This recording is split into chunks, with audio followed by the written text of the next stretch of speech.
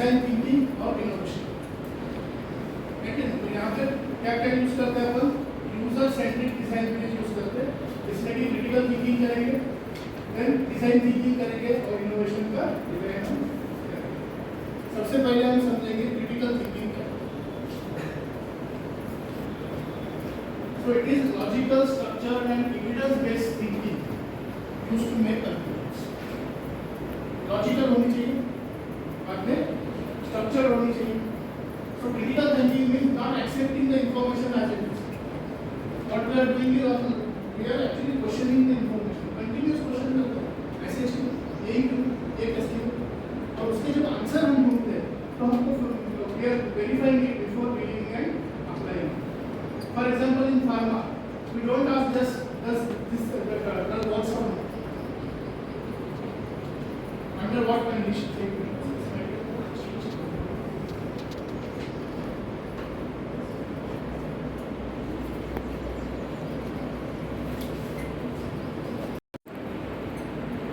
So, how do we know how it works? Under what condition it works? Is our data reliable or not? तो इसमें अगर आप देखेंगे तो critical thinking में क्या क्या देखना चाहिए, तो सबसे पहले एनालिसिस अच्छे से करना चाहिए। तो आप कुछ भी करेंगे उससे पहले आपका जो भी टॉपिक है उसको प्रॉपर्ली एनालाइज करो। जैसे कि अभी फॉर एग्जांपल डिसोल्यूशन, हमने अगर आपको बोला कि एक पर्टिकुलर प्रोडक्ट है जिसका डिसोल्यूशन 85% प्लस 30 मिनट्स है, तो आप क्या पूछेंगे कि इसका प्रोडक्ट कौन सा है। ऐसा नहीं कि चलो 30 मिनट्स में 85% प्रोडक्ट हो गई, अगर ये सस्टेनेबिलिटी है तो इमीडिएट रिलीज है तो ठीक है, और सस्टेनेबिलिटी फार्मूला अगर है तो 85% रिजल्ट हो गया तो क्या होगा। उसके बाद में हम क्या करेंगे, उसका इवैल्यूएशन सीखेंगे, उसके बाद में इंटरप्रिटेशन सीखेंगे, इन्फरेंसिंग सीखेंगे, लेकिन कॉमन एरर्स भी देखेंगे।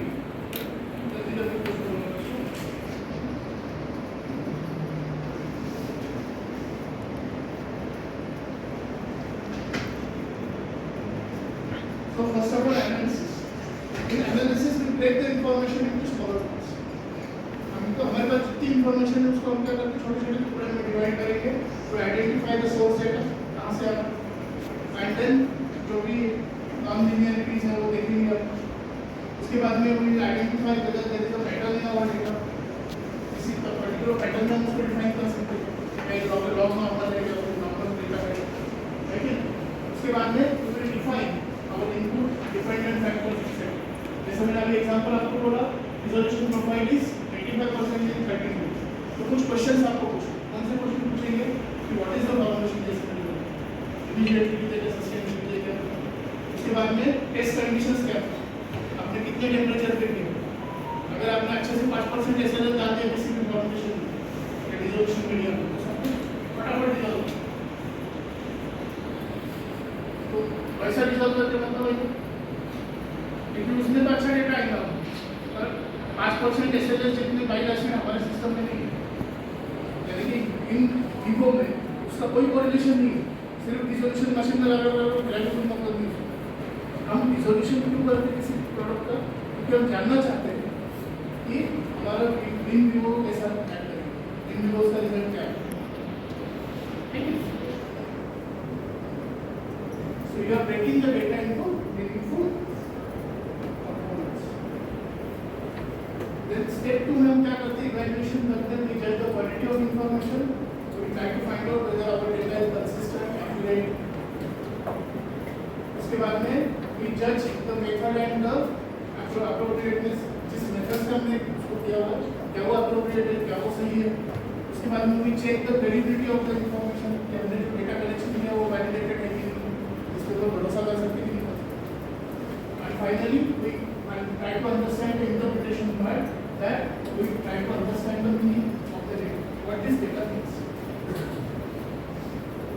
तो आप क्रिटिकली थिंक करते हो, तो इसमें मिस्टेक्स क्या होती है? सबसे पहले होता है कंफर्मेशन बायस। आपने देखा होगा बायस होता है। बायस क्या होता है मैं बोलता हूँ, मेरा इन्फॉर्म का प्रोजेक्ट है, कोई हर चीज़ को मैं टेस्ट कर रहा, तो मुझे चाहिए कि उसका इफेक्ट अच्छा आना चाहिए। अगर मेरा एंड रिजल्ट ये आ गया कि भाई उसको कोई इफेक्ट नहीं है, तो मेरा तो प्रोजेक्ट है। एक्चुअली साइंस में कुछ जाता नहीं, साइंस में अगर आपका ऐसा रिजल्ट आता है तो अच्छी बात है, आप फाइंड आउट करते कि अगर इस तरह से फॉर्मुलेशन बन रहा है, ये ड्रग का बन रहा है, जैसे ही वाला हो गया तो कौन सा फॉर्मुलेशन था वो स्टूडेंट को बोल जाता है, टीचर को बोल जाता है ना, तो लैबोरेटरी में अपने इसमें कोने में डाल देता थीसिस को, और ऐसे हजारों पड़े हर साल हर एक टाइप थीसिस जमा होता है। सवाल ये हो जाता है कि भाई आपका बायस है कैसे। For example tendency to favour information, जब आप लिटरेचर रिव्यू कर रहे हैं तो जो जो रेफरेंसेस आपके हाइपोथेसिस के हिसाब से लॉजिक है आप उनको फेवर करें, आप उनको ज़्यादा तवज्जो दें। अगर रिएक्शन भी आपको उसके लिए अगर आपने बहुत ज़्यादा डिपेंडेंस करेंगे किसी एक्स्ट्रा लाइन को रेफरेंस के ऊपर, तो क्या वो रेफरेंस इसके ऊपर सपोर्ट करने के लिए वो बता, यानी कि आपने क्लेम करा उसको बोला कि भाई ये वाला रेफरेंस में वो, लेकिन उस रेफरेंस में एकदम छोटा सा सेगमेंट में भी ऐसा हो सकता है। आप बोल रहे कि ये प्रूवन फैक्ट है, वो आजकल ये है वो भी करेंगे जिस जिस डेटा में प्रॉब्लम आया है उससे होने वाला बराबर मेरी एक स्टूडेंट है, क्या करती है वो रिजोल्यूशन कर रही है। रिजोल्यूशन मेथड में क्या हुआ, उसका एक स्लोर releasing, medium releasing, fast releasing compression बनाने का था। तो मजेदार बात ये होगी कि उसका जो स्लोर रिलीजिंग कंप्रेशन था वो सबसे फास्ट रिलीज था। तो उसने क्या कर दिया, स्लोर रिलीजिंग को फास्ट रिलीजिंग बोल दिया, फास्ट रिलीजिंग को स्लोर रिलीजिंग। डेटा दिखाया था तो उसने तो ये स्लोर रिलीजिंग कर दिखाया, लेकिन फास्ट रिलीजिंग कैसे बन गया, सर वो फास्ट रिलीज आ रहा है, फास्ट रिलीजिंग बन गया।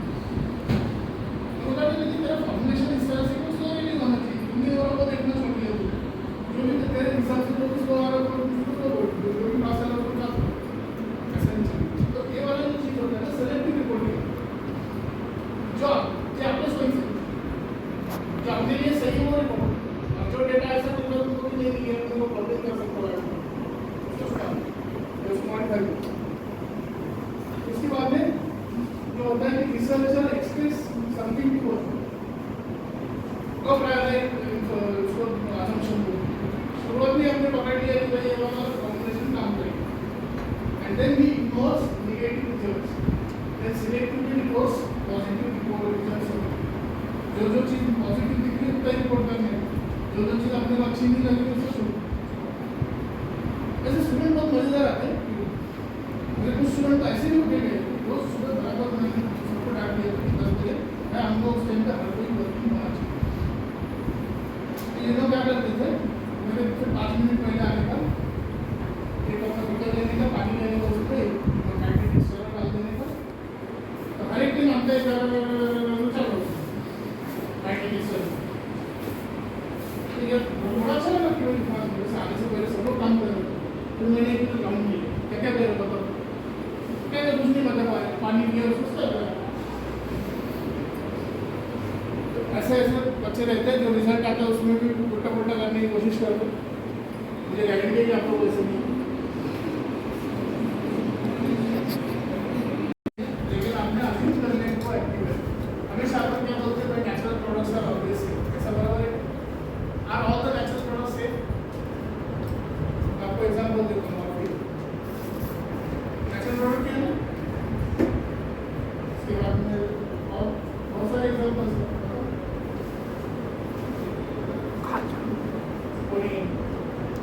उसके बाद में ये सारे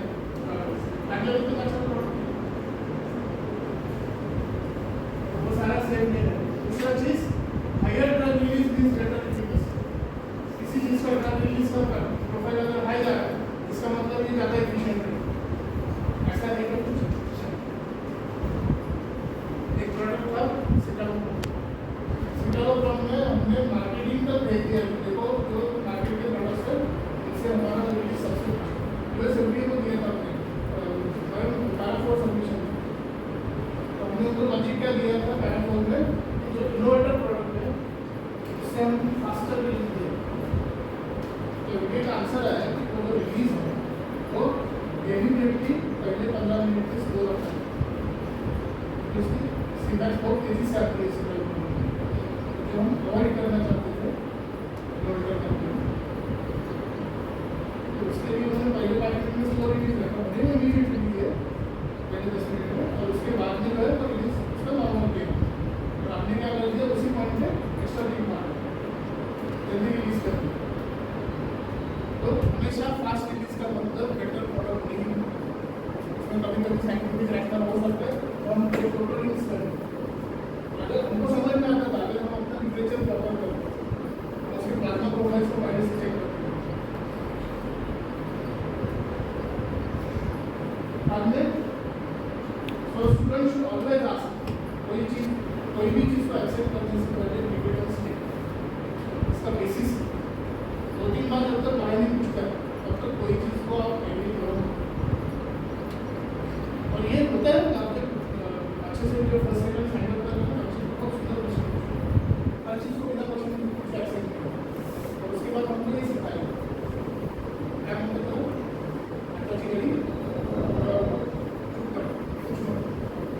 जो नहीं पूछता वो अच्छा है। और धीरे धीरे हम क्या सीखते कि भाई जो बोलेंगे वो ठीक है, अच्छा नहीं कर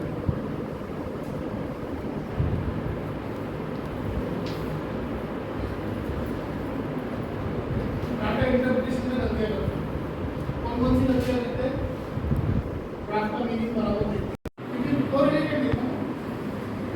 क्या नेगेटिव नंबर्स उनके सक्सेस का रास्ता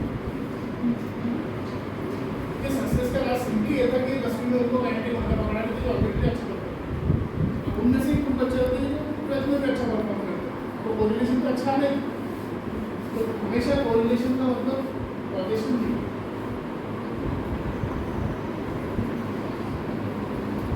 अगर कोई पेशेंट ट्रीटमेंट के बाद ठीक हो गया तो हम बोलते हैं ड्रग इज इफेक्टिव, ऐसा लगता है।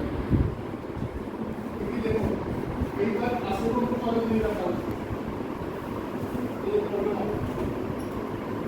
कई बार आप देखेंगे बहुत सारे वाले लोग रहते हैं, उनको ऑपरेशन करते हैं, वो शिविर बनाते हैं, शिविर में 100 लोगों की एंट्री हो जाए, 100 में 100 लोग, कोई किसी को बीपी है, किसी को शुगर है, दुनिया के सब सबका डे 1 को टेस्टिंग करते हैं।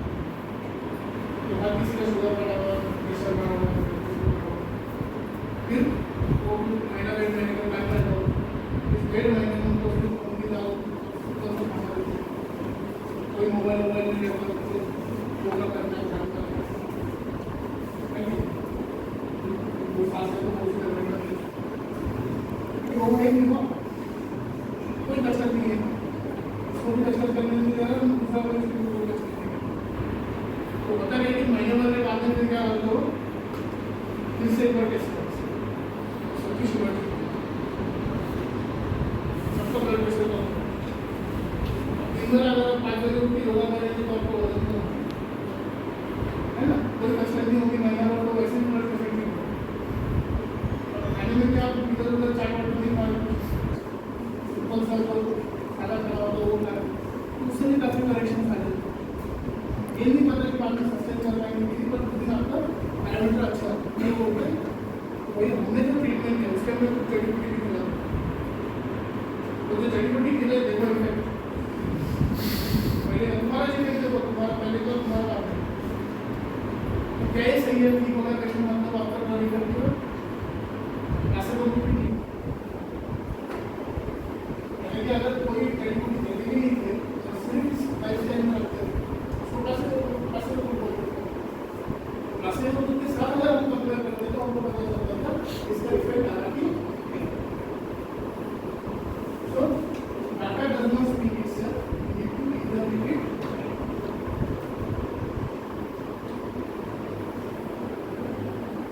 हम बोलते हैं चाय बहुत पिया, तो अभी अगर हम सोच रहे हैं इसमें तो क्रिटिकल थिंकिंग में क्या करते हैं, पहला क्वेश्चन क्या पूछेंगे उसको अभी दिया गया है, बहुत गर्म उसको अभी दिया उसको, दूसरा क्वेश्चन पूछेंगे एक्सपेक्टेड टेम्परेचर क्या है, तो कस्टमर के अपने आना चाहिए उसका टेम्परेचर कितना होना चाहिए, and is the issue of timing rather than temperature. एक दिन वहाँ पे रख के दिया जाना था तो जल्दी दे दी, ये भी हो सकता है। और फाइनली डिसाइड कई बार आती है कि problem is impatience not temperature. 2 minute रोक लो, सामने चाय देती लगा दिया, अब चलने वाला तो आई, तो इसमें आती है क्रिटिकल थिंकिंग। हर को चाय का टेम्परेचर ज़्यादा नहीं होता, कभी कभी आपने टाइमिंग में गड़बड़ कर दिया। कितना सबको पसंद है? जनरल में तो वैसे पेपर फ्री और हमने तो कस्टमर बोलता है कि मेरा पिज्ज़ा जो घर पे आता है वो हमेशा ठंडा आता है। डोमिनोज का रियल केस स्टडी है, कंज्यूमर का कस्टमर प्रॉब्लम क्या था कि पिज्ज़ा ठंडा आ जाता है। डिज़ाइन थिंकर क्या करता है सबसे पहले एम्पथाइज करता है कि भाई कब खाया, किधर लिया था, कहाँ से लिया था। उसके बाद में वो क्या करता है ऑब्जर्व करता है कि डिलीवरी टाइम कितना है, वहाँ से निकलने के बाद तुम्हारे घर पे दवा है, पैकेजिंग किस टाइप का था, ट्रैवल डिस्टेंस कितना है। फिर वो डिफाइन सेल में जाता है। डिफाइन सेल में वो देखता है कि हीट लॉस कितना हो सकता है। तो फाइन एक्चुअली मेजर्स आपको अगर 15 मिनट का डिलीवरी टाइम है तो हीट लॉस कितना होगा, 20 मिनट्स में कितना होगा, उसका डेटा कलेक्शन किया। एंड देन फाइनली आइडिएशन, इसके ऊपर आप then you test the new packaging, and then solution is hot pizza makes happy user, not the delivery. अगर फाइनल एंड यूजर के अंदर गर्म पिज्जा है तो खुश है, आपने कितना भी 15 मिनट में डिलीवर करो या 30 मिनट में डिलीवर करो, लेकिन अगर आप उस टाइम में अगर टेम्परेचर को नहीं कंट्रोल कर पा रहे तो आपका कस्टमर खुश नहीं रहेगा।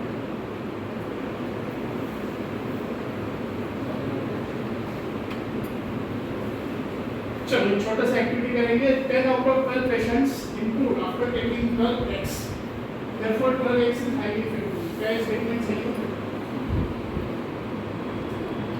12 पेशेंट में से 10 लोगों को एक ड्रग दिया और उसमें इम्प्रूवमेंट आ गई, तो हम बोल रहे हैं कि कोई ड्रग इफेक्टिव। तो क्या ये स्टेटमेंट सही है? क्या आपको लगता है स्टेटमेंट करना सही है? क्योंकि इसमें क्या है, first of all control group क्या है, कंट्रोल रखना बहुत जरूरी है। आपको कंट्रोल के बारे में पता है,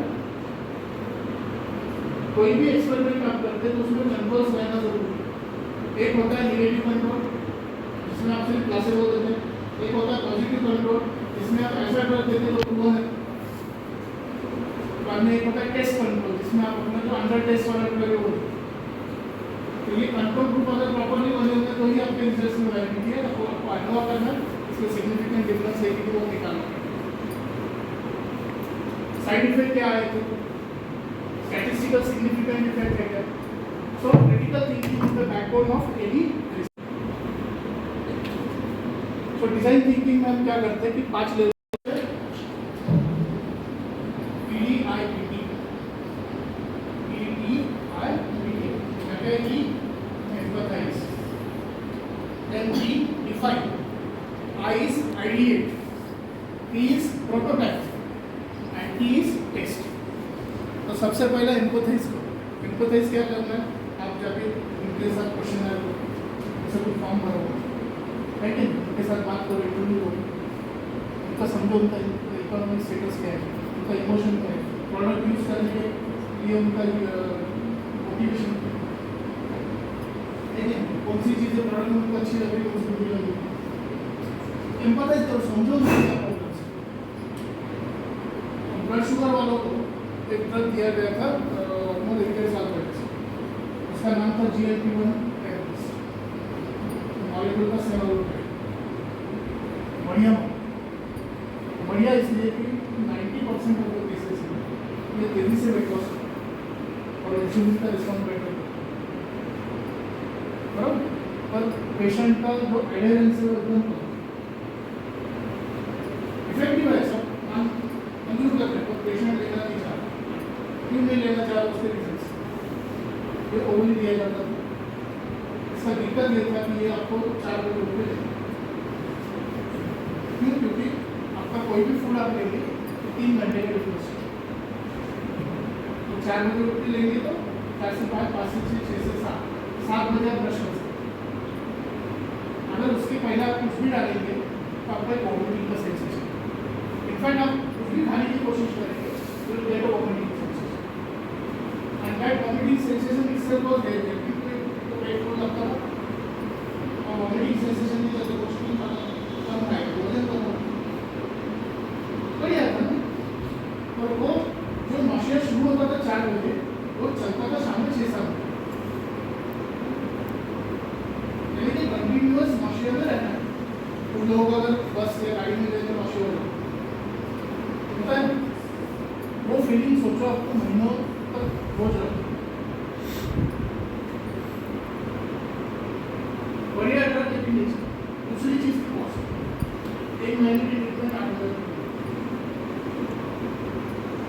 अगर किसी का सैलरी 15-20 हज़ार है तो उसके आगे करने को कोई जरूरत नहीं चाहिए। तो ये प्रॉब्लम था सेवन में। जब इन्होंने एम्पैथाइज किया पेशेंट्स के साथ, जब उन्होंने बात करी पेशेंट के साथ, भाई आपको लेना की इच्छा नहीं है, तो ये चीज़ सामने आई। फिर उन्होंने उसके ऊपर सोल्यूशन निकाला जो क्या बहुत सक्सेसफुल है। कॉस्ट भी उन्होंने क्या बनाया कि वो सेल्फ इम्यूनिटी सिस्टम बनाया और वो इंजेक्शन बिल्कुल आप पेनलेस इंजेक्शन है, आराम से ले सकते हो, आपको हफ्ते में कितना लगेगा। आज भी उसकी कॉस्ट फाइल की जो है वो 8,000 रुपये आती है, लेकिन वो 6 महीने 8,000 में 6 महीने की ट्रीटमेंट हो जाती है और हफ्ते में सिर्फ एक बार मिलता है और नौशेर का इफेक्ट भी कम होता है। स्टोरी हम देखें ऑफिस सबमिट के थोड़ा कैनवास तैयार करो कि मेरे को ये सॉल्यूशन लगता है, मेरे को ये लगता है, and then you look at the canvas from another angle and try to find out what can be the solution. आपको क्या लगता है कि इस चीज का बेस्ट सॉल्यूशन है? Next step is prototyping. उसमें से जो आपने बेस्ट सॉल्यूशन को शॉर्टलिस्ट किया उसके प्रोटोटाइप बनाओ, छोटा सा एग्जांपल बनाओ सॉल्यूशन क्या लोगों को प्रूव कर पा रहा हूँ या फिर उनको कुछ प्रॉब्लम जैसे हमने डाटा कलेक्ट किया तो उनको ले जाके दिखाओ कि देखो हम ये सॉल्यूशन लाना चाह रहे हैं और उनका फिर से फीडबैक दो। वो बोलेंगे नहीं ये बेस्ट नहीं आपको, ये बोलेंगे अरे ये प्रॉब्लम है। ठीक है, अब जब इंजेक्शन बना दिए तो उनको दिक्कत आई कि भाई इसको मैचिंग निकल नहीं करती जल्दी, सब अच्छा इंजेक्शन बना दिया सब उसके साइड इफेक्ट कम कर दिए, लेकिन वो जो इंजेक्टर था उसको एक पर्टिकुलर साइज की नीडल लगी, लेकिन नॉर्मल इम्पैक्ट नहीं मिलती। तो उन्होंने क्या करते हैं कितने नीडल लगते हैं आपको उसके साथ उसको पूरा बॉक्स में डालना चाहिए। तो ये क्या होता है कि यहाँ पे अपन आइडिएटिंग और ये जो है ये इटरेटिंग प्रोसेस, मतलब आप जब भी प्रोटोटाइपिंग करेंगे लोगों को दिखाएंगे उनका फीडबैक लेंगे और जो फीडबैक है उसके हिसाब से आप फिर से साइकिल फीडबैक फिर से इंटरफेस में चला, फिर से आप उसको आइडिएट करेंगे, फिर से उसको डिजाइन में चेंजेस करेंगे, फिर से प्रोडक्ट में चेंजेस करेंगे और ये तब तक करेंगे जब तक पेशेंट को डिजाइन नहीं देने वाला प्रोडक्ट नहीं। ओके,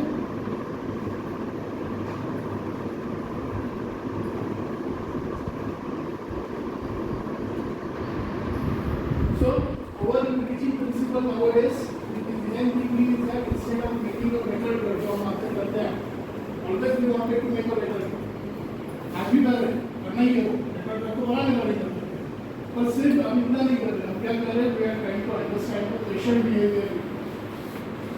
डिजाइन थिंकिंग में सबसे बड़ा चेंज जो आया है कि हम सिर्फ बेटर मॉलिक्यूल नहीं बनाते जाएंगे, जैसे सेमाग्लुटाइड का एग्जांपल आपको बोला, सेमाग्लुटाइड तो कहीं ना कहीं इसी प्रोसेस से आया लेकिन बेटर, लेकिन उसके साथ ये पार्ट मिसिंग था, तो अब इन दोनों पार्ट्स को करना शुरू कर दिया। So here we empathise, we define, we offer solutions, we make a physical sample that is prototype and then we complete the feedback loop by taking the feedback again. ठीक है, ये 5 स्टेप आपको याद रहेंगे कौन कौन से, बताओ मेरे को। पहला कौन सा स्टेप है, एम्पैथाइज, दूसरा डिफाइन, तीसरा आइडिएट, चौथा प्रोटोटाइप और पांचवा टेस्ट। सो अब देखेंगे तो एकदम क्या बोलते हैं हरियाणवी छोटे कपड़े टुकड़े नहीं।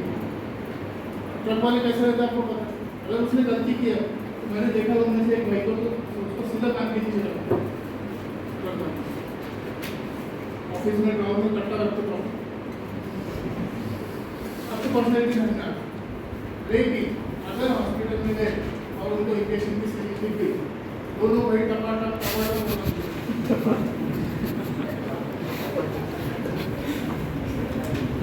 इतना होते दोनों, और उसका रीजन ये है कि उनको डर, तो वैसे इंजेक्शन अगर बहुत लोगों को रहता है। देन लैक ऑफ सिम्टम्स, मुझे अच्छा लग रहा है मैं मेडिसिन ले लूँ, कॉस्ट ऑफ मेडिसिन भी बहुत हाई रहता है, साइड इफेक्ट भी हाई रहते हैं। उसके बाद में पुअर अंडरस्टैंडिंग ऑफ डिसीज, इनको सीरियसनेस नहीं रहती, अपनी कंडीशन का सीरियसनेस जो होना चाहिए तो बहुत सारे पेशेंट्स में नहीं है। Then key point is not adherence is behavioural, economic and psychological. So when you apply critical thinking to this problem, we need to, for example इसके लिए आपको सॉल्यूशन अगर तैयार करना है, क्रिटिकल थिंकिंग कैसे लगाएंगे कि नॉट एडहेरेंस किसकी चीज से, ड्रग कॉम्प्लेक्सिटी से या पेशेंट की लाइफस्टाइल से। दूसरा चीज हम देख रहे हैं कि आर वी मेजरिंग एडहेरेंस करेंगे, अवेयरनेस है क्या उसको, एटीट्यूड का प्रॉब्लम है क्या, so if the patient is skipping the dose, उसका प्रॉब्लम फॉरगेटफुलनेस है या अफोर्डेबल। अगर फॉरगेटफुलनेस है तो आप उसके लिए सॉल्यूशन बना सकते हैं, जैसे कि मोबाइल रिमाइंडर्स और स्मार्ट पिन बॉक्सेस बना सकते हैं जिसमें अलार्म हो जाता है आपका टाइम का, या फिर ऐसे डिजिटल ट्रैकिंग रखोगे जिसमें डेटा मार्किंग नहीं होगी, आपको पता चलेगा कि यार डोज मिस हो रहा है। या फिर patients they don't follow prescriptions, they follow the understanding. Maximum patients एक बार अपना प्रिस्क्रिप्शन दे दिया तो उसको बार-बार पढ़ के बोलेंगे इससे वापस ना। बाकी पेशेंट्स क्या करते हैं, उनको जो समझ आती है वो भी ओवर लिख ली, वो भी ओवर लिख ली, वही समझते हैं। Then you can go for complex therapy अगर है तो वहाँ पे फिक्स डोज कॉम्बिनेशन दे सकते हो। अगर फिक्स डोज कॉम्बिनेशन देंगे तो नंबर ऑफ मेडिसिन कम हो जाएगी। उसके बाद से once daily formulation, sustain release या कंट्रोल रिलीज दे सकते हो। देन सिंप्लीफाइड इंसुलिन रेजिम अगर दे सकते हो। देन बिहेवियर रेजिस्टेंस अगर है तो उसको काउंसलिंग का सॉल्यूशन रहता है। अगर एजुकेशन का प्रॉब्लम है तो आप उसको विजुअल एजुकेशन में, फैमिली इन्वॉल्वमेंट रखो, उसमें फैमिली को भी समझाओ कि क्या कंडीशन हुई है और ये लॉन्ग टर्म में तो बहुत डेंजरस जाने वाला है। इसके बाद में अगर कॉस्ट इशू किसी का है तो उसको जेनेरिक सब्सिट्यूशन अपन दे सकते हैं, जेनेरिक दवाई थोड़ी सस्ती पड़ती है, कोई गवर्नमेंट स्कीम के अंदर उसको फंड करा सकते हैं, उसको दे सकते हैं, ठीक है। उसके बाद में प्रिस्क्रिप्शन का ड्यूरेशन अगर लॉन्गर है तो वो कम कर सकते हैं। अभी मॉनिटरिंग एंड मोटिवेशन, अगर मेरी शुगर कंट्रोल में है तो मैं उसके ट्रीटमेंट रेजिम को ज़्यादा देर तक ऐड करूँ, तो वो मुझे हर हफ्ते दिखना चाहिए ना कि मेरा कितना अच्छा कर रहा हूँ। इसके लिए उसको रिकमेंड करना कि हर संडे को आप चेक करो, वो देखता है कि हाँ मतलब इस हफ्ते में मेरा लेवल अच्छा है, तो आपने इसके लिए मोटिवेट करना।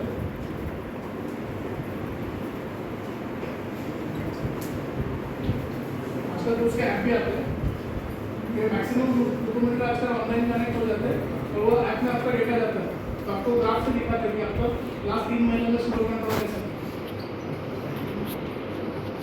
तो coming to the part 3, that is innovation.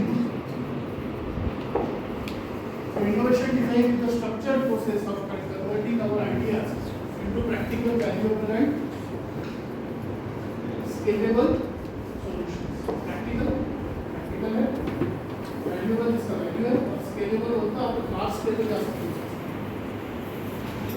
So idea alone is not called as innovation. आपको अच्छा आइडिया अगर तो अपने इनोवेट किए थे नहीं, इनोवेशन कब बोलते हैं जब आपके पास आइडिया भी है, इम्प्लीमेंटेशन भी है और उसका इम्पैक्ट है। So why innovation design is needed? Because many research projects will end as dissertations.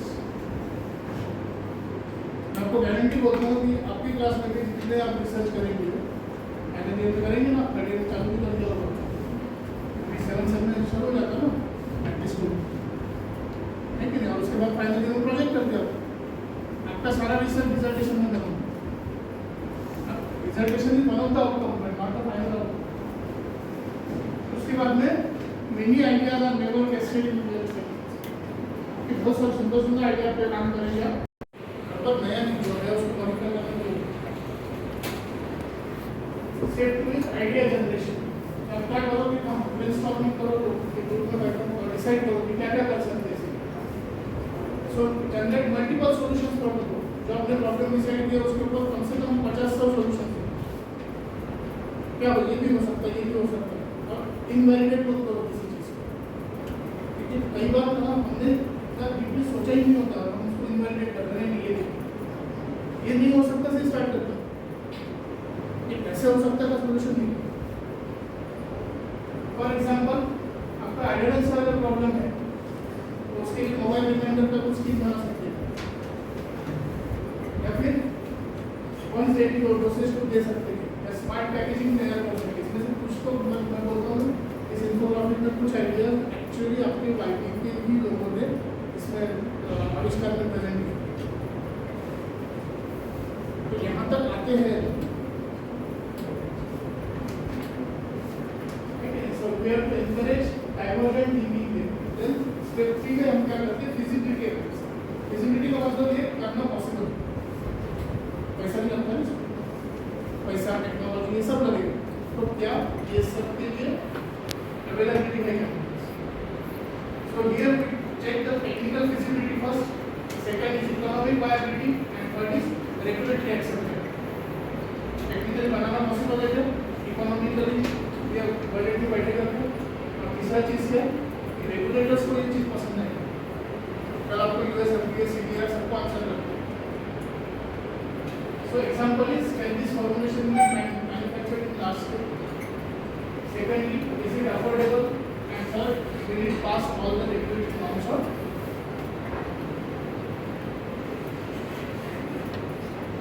Step 4 में हम क्या करते हैं, प्रोटोटाइप बनाते हैं। तो ये भी create a basic model, trial formulation तैयार करते हैं, आपका प्रोटोटाइप बनाते हैं, सैंपल पैकेजिंग तैयार करते हैं, फिर उसमें स्टेप 5 में क्या करते हैं, उसका टेस्टिंग करते हैं और उसका वैलिडेशन करते हैं, जो थोड़ा यूजर को देकर हम चेक करते हैं कि भाई वो बराबर उसका इफेक्ट आ रहा है कि नहीं आ रहा। देन अभी फार्मा कंटेक्स्ट में उसकी सैनिटरी टेस्टिंग करेंगे, क्लिनिकल इवैल्यूएशन करेंगे। अभी मैंने दूसरे क्लास में एक लेक्चर दिया था, दिया तो टेक्नोलॉजी रेटिंग वो भी इसी स्टेप 5 में आता है। And then finally step 6 में implement and scale। step 6 में क्या करते हैं, full scale formulation करते हैं, full commercial production करते हैं उसको, और उसका scaling करते हैं। scaling का मतलब क्या है कि आपका जो आइडिया वाला बिजनेस है उसको एक्चुअल कमर्शियल सक्सेस करना है। आप उसका प्रोडक्ट लॉन्च करेंगे, हर काउंटर पे दिखने लगेगा, हर डॉक्टर आपका प्रोडक्ट देखेगा, उसको स्केलिंग।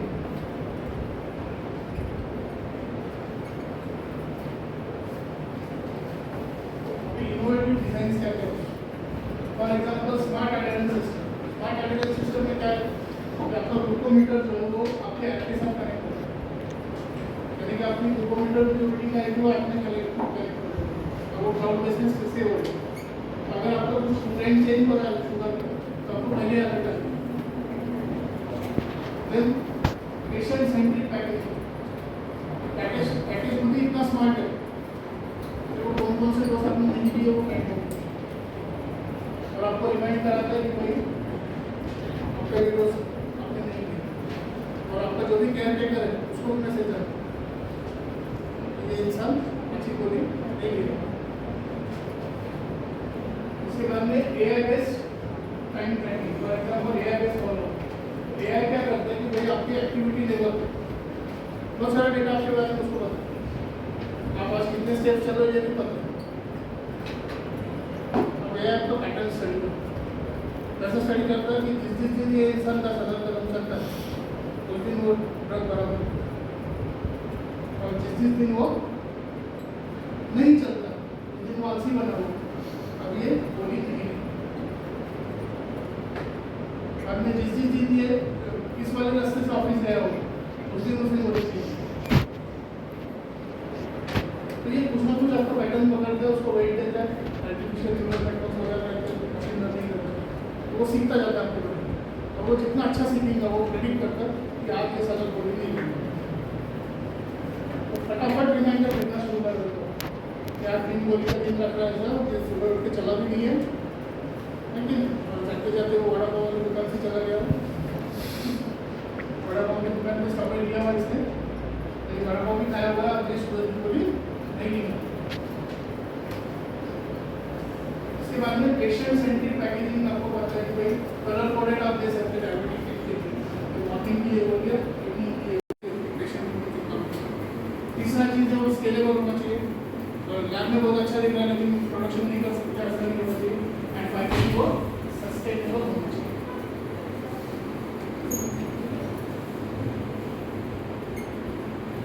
अभी एग्जांपल देखो सस्टेनेबिलिटी स्टडी, जो प्रोफाइलर डिजाइन थिंकिंग में आ रहा था, यहाँ पे देखो आप क्या करते हैं सस्टेनेबिलिटी में एक लोडिंग डोज दिया जाता है और वो गियर ऑफ होने से पहले मेंटेनेंस डोज शुरू होता है। इसके चलते काफ़ी लंबे लेवल तक आपका प्लाज्मा लेवल मेंटेन रहता है। ये मैंने आपको बोला था सेमाग्लोटाइड इंजेक्शन पे ये पहले ओरली दिया जाता था और फिर दिन भर वॉमिटिंग कंडीशन में रहती थी। अब ये इस टाइप की सिरिंज आती है इसकी 3 डोज में और आपको सिर्फ क्या करना है एक जो फ्रेश एरिया उसको ऐसा चिपका के बटन दबा देना हो।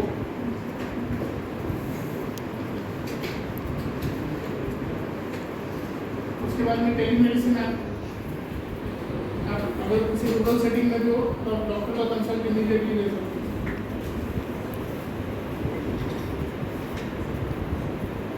आगे का थोड़ा सा करने के लिए जरूरी होता है। किसी को कुछ क्वेश्चन है तो पूछ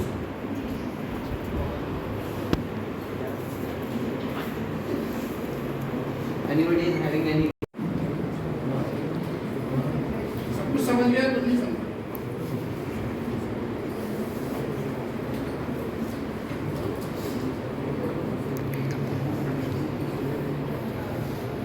Is anybody having any question?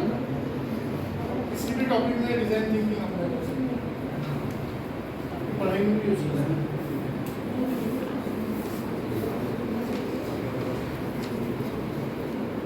एक फिलोसॉफी एक्चुअली जो कि हम प्रॉब्लम सॉल्विंग के लिए यूज करते हैं। No questions?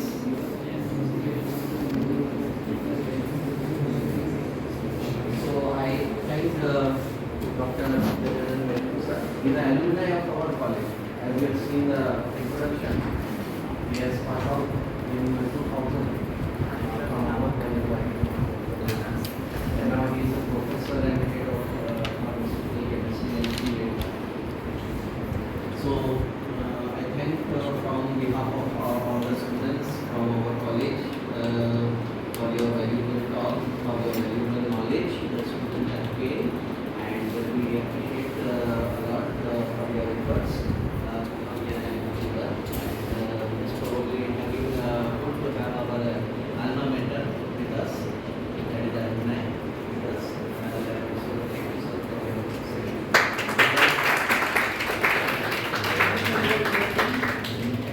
After 20 hours, after 25 years exact.